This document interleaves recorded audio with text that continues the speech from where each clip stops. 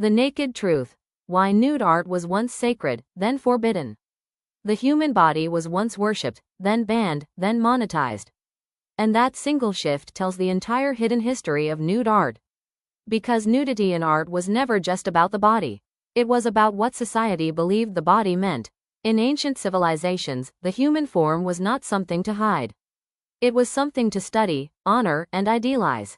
For the ancient Greeks, the body represented balance, proportion, intelligence, and divine harmony. Sculptures of gods and athletes were not seen as scandalous, they were expressions of perfection in nature and spirit. The nude body was not private. It was philosophical, a way of asking what it means to be human at its highest form. In that world, the body was sacred not because it was hidden, but because it was understood. Then came a shift in meaning.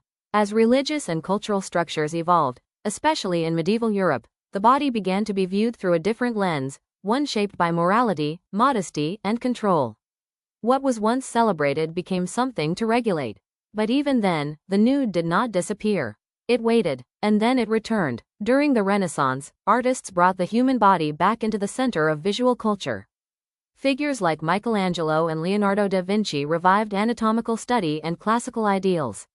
The nude became a symbol of both scientific curiosity and spiritual beauty.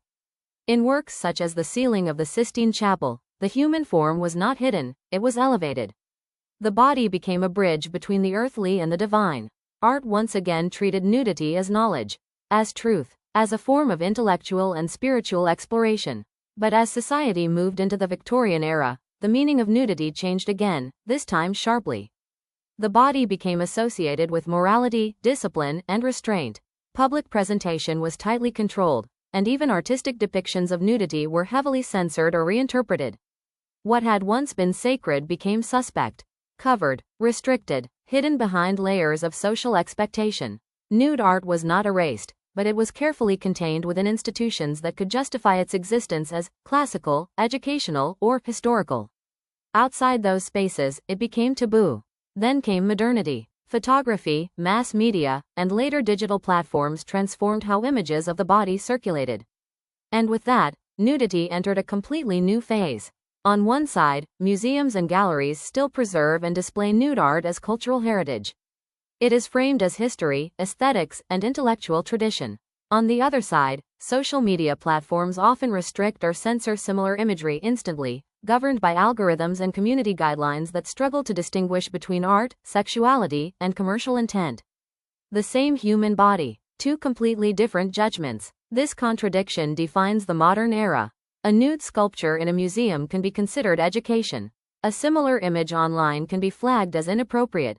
And somewhere between those two responses lies a deeper question about context, intention, and control over meaning. Because the image itself has not changed.